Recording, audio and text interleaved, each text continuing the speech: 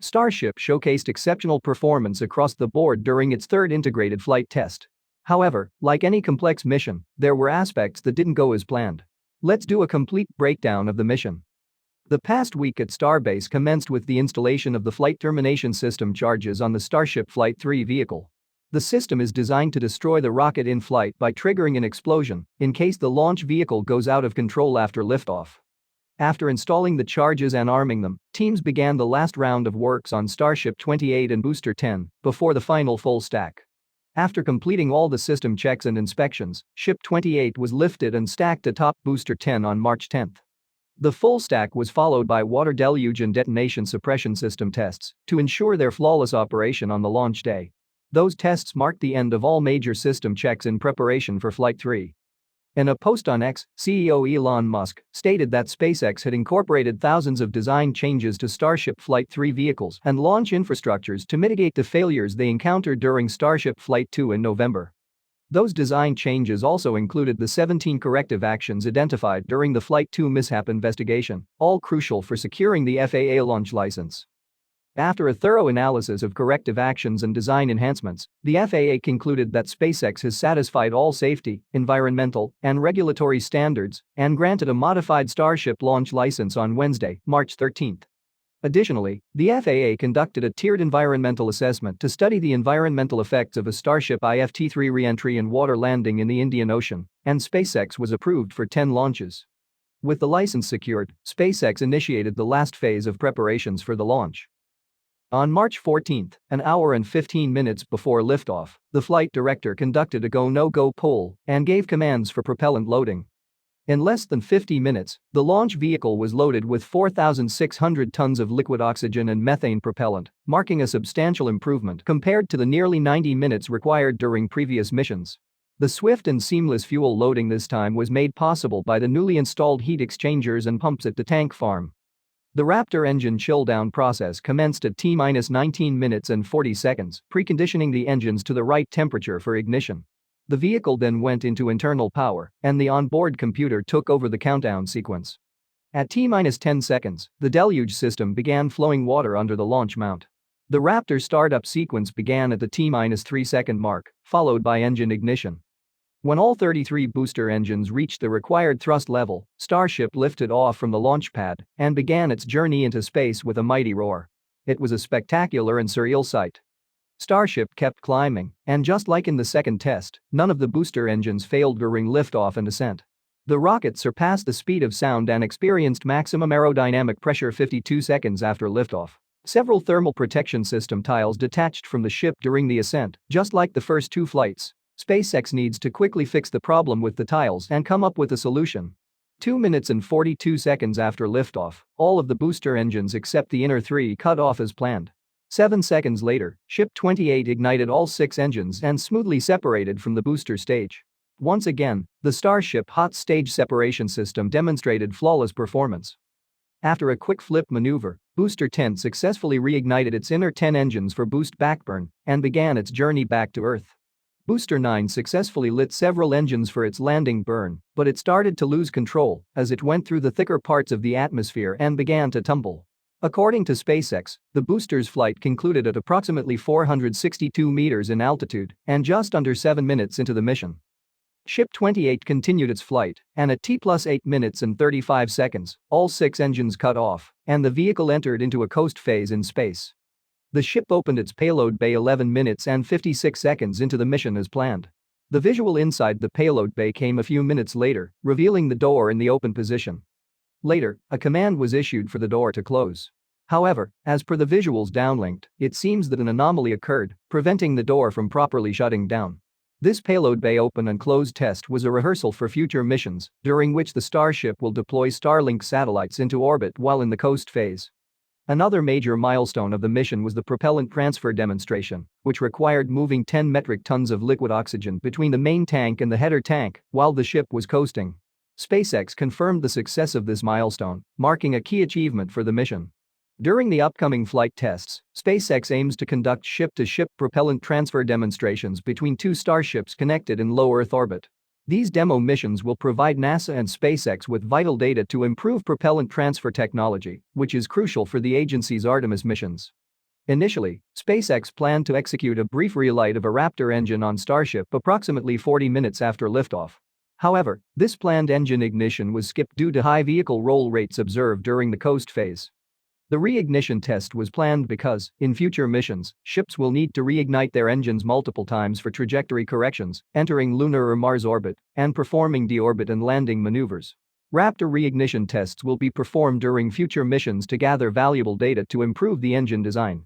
Results from all the in-flight demonstrations will be available after the post-flight data review is complete. Ship 28 began re-entering Earth's atmosphere 44 minutes after liftoff, nearly 5 minutes earlier than planned. The ship lost several heat tiles during this phase of the flight. As the ship gradually descended into Earth's atmosphere, plasma began to envelop it due to the intense heat generated by air friction. A camera mounted on a flap of the vehicle provided dramatic visuals of the re-entry, relayed through Starlink satellites. From the visuals, it looks like the ship lost attitude control during the re-entry phase, resulting in uncontrolled spinning. Nevertheless, the ship survived almost all the way through re-entry. Signal loss occurred as intense plasma formed around the ship during its descent through the thickest part of the atmosphere. Ship 28's splashdown in the Indian Ocean was supposed to occur 64 minutes after liftoff. However, SpaceX lost contact with the vehicle during the final descent phase, leading to the conclusion that the vehicle may not have survived the re-entry and could have broken up in the atmosphere. We are making the call now that we have lost Ship 28, so we will have to wait for an official statement from SpaceX after post-flight data review to learn what went wrong and what exactly happened to Ship 28. Despite not achieving all its milestones, Starship Flight 3 is a great success compared to the previous two flight tests. Approximately an hour after the mission's conclusion, the FAA issued a statement acknowledging the mishap and announcing that they would oversee a thorough investigation led by SpaceX. This is a standard practice if a launch failure occurs. Once the investigation is complete, the FAA will give SpaceX corrective actions to complete before the company can receive a license for future Starship launches. Starship Flight 3 showcased notable improvements over Flight 2 in various aspects. Booster 10 performed a successful boost back burn during the latest flight, while during Flight 2, Booster 9 engines failed to reignite due to liquid oxygen filter blockage, resulting in its destruction by the flight termination system. SpaceX upgraded hardware inside the booster oxygen tank after Flight 2 to improve filtration capabilities, and it paid off in Flight 3. During Flight 2, Starship 25's journey was terminated due to an anomaly that occurred during the venting of excess liquid oxygen toward the end of the second stage burn. Thanks to the new and improved liquid oxygen vent, Ship 28 was able to successfully expel excess oxygen and enter the coast phase.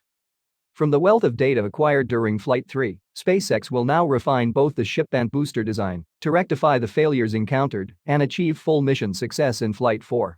Elon Musk revealed last week that SpaceX is targeting 6 more Starship flights this year. Unlike the previous missions, which were suborbital, these upcoming flights are expected to be orbital missions. As per current developments, the next 4 missions will feature Starships 29, 30, 31 and 32, paired with boosters 11, 12, 13 and 14. Ships from Starship 33 onwards will feature significant design upgrades and will be designated as Starship version 2 prototypes. So, if things go as planned, we might witness Starship V2 launches this year. The increased launch frequency will provide SpaceX with ample opportunities to gather crucial data, enabling continuous improvements to the Starship design over time. Remarkably, the launch pad infrastructure appears to have survived the energetic liftoff on Thursday. The orbital launch tower, launch mount, and tank farm hardware did not suffer any major damages thanks to the upgrades SpaceX made at the launch site after the first 2 flights. SpaceX teams have already begun cleaning the launch site and surroundings, removing debris ejected during liftoff. The cleaning might take 1 or 2 days to complete. The next Starship in line, Ship 29, underwent 2 back-to-back tests at the launch site this past week. The test conducted on March 7 saw the oxygen tank of the ship completely filled with cryogenic liquid oxygen. Engine chill vents were observed after that, hinting at a potential spin prime test. However, the test concluded after an hour without further progression. The next test occurred 4 days later, on March 11. This time, followed by fuel loading and engine chill, Ship 29 was subject to a 6-engine spin prime test to validate plumbing and engine spin-up. The oxygen turbopump of the engines was spun up to operating speeds, and liquid oxygen flowed through them, ensuring the pump's functionality. Usually, a static fire test follows the spin prime test. However, Ship 29 was removed from the test stand after the spin prime and was sent back to the production site. This was done to prevent potential damage to the vehicle and its critical components from debris during IFT-3. Ship 29 will soon return to the launch site for static fire testing. In the future, Starship static fire tests will be shifted to the Massey's test site, located several kilometers from Starbase, as the test stand at the launch site is slated for demolition to make way for the second orbital launch tower. The construction of a static fire test stand at Massey's is progressing rapidly. This photo shared by RGV Aerial Photography shows us the parts of the liquid-cooled flame deflector that will be installed underneath the test stand. The J-shaped flame deflector has channels through which water will be flown. The engine exhaust is cooled by this high-pressure water that will be sprayed into the flame deflector through thousands of nearly 4 mm diameter drilled holes. The objective is to ensure a layer of water constantly flows over the deflector during testing to safeguard it from melting under the super-hot Raptor exhaust plume. This new test stand will allow SpaceX to conduct longer static fire tests compared to those presently performed at the launch site. The data accumulated from such longer and more powerful tests will help SpaceX validate engine performance and system integration, conduct safety checks, and make necessary adjustments before actual launch. Recent sightings indicate that SpaceX teams have resumed work on the Starship Launch Tower at Kennedy Space Center Launch Complex 39A. They were spotted removing parts of the already erected orbital launch mount legs, most probably for replacements. Although the Starship Launch Tower at Kennedy is fully stacked and equipped with rocket stacking and catching arms, significant work remains, including the integration of the ship quick disconnect arm, plumbing, and electrical works. The Pad 39A orbital launch mount work is in its early stages. The 6 legs are complete, but the launch mount table is yet to be mounted. Other infrastructures, such as the tank farm, water deluge system, pumps, heat exchangers, etc., are awaiting initiation. It looks like Tower at Kennedy won't be ready to host Starship launches this year. SpaceX also has plans to build a Starship Launch Tower at Cape Canaveral Space Force Station. They may either repurpose the existing Space Launch Complex 37 at Cape for Starship launches or build a new launch complex designated SLC-50 between SLC-37 and SLC-40. Meanwhile, the groundwork for the second launch tower at Starbase is advancing near the suborbital tank farm region. 5 prefabricated tower sections shipped from Kennedy Space Center the previous months are stationed at the port of Brownsville, awaiting transportation to Starbase. 2 additional sections are awaiting transportation from Kennedy. Construction of the 8th and 9th sections of the tower is underway at the build site, with stacking scheduled to commence once groundworks are completed.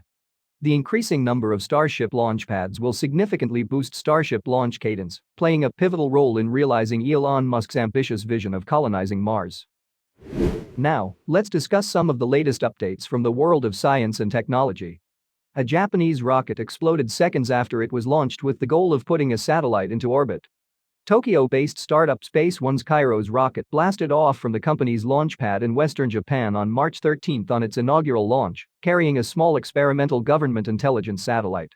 5 seconds later, the solid-fueled rocket erupted into flames, leaving behind a large cloud of smoke. The remains fell onto a nearby mountainous area and into the sea, leaving the pad and key infrastructure seemingly undamaged. Footage of the launch event showed fragments of the rocket lying on the ground as firefighters attempted to extinguish a large fire. The fire was put out eventually, and fortunately, no injuries were reported. Space One revealed that the rocket had automatically activated its flight termination system upon detecting issues shortly after liftoff, leading to the mission's abrupt termination. Investigations into the anomaly are ongoing. Established in 2018 by a consortium of major Japanese tech firms, Space One aims to revolutionize Japan's satellite launch services by transitioning from the public to the private sector.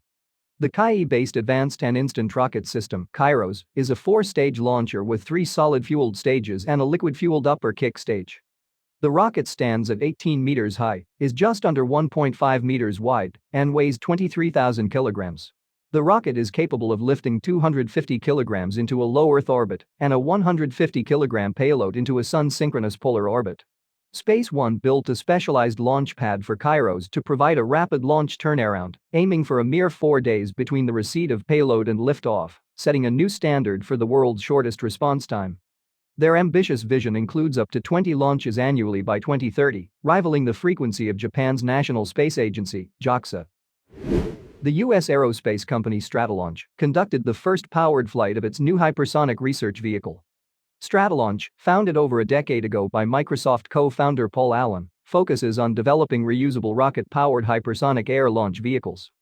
The first in the series, Talon A, weighing 2,700 kilograms and measuring 8.5 meters in length with a wingspan of 3.4 meters, is powered by a single Hadley rocket engine built by the American aerospace company Ursa Major. The Hadley engine, capable of producing 22 kilonewtons of thrust, is a staged combustion cycle engine that utilizes liquid oxygen and kerosene propellants.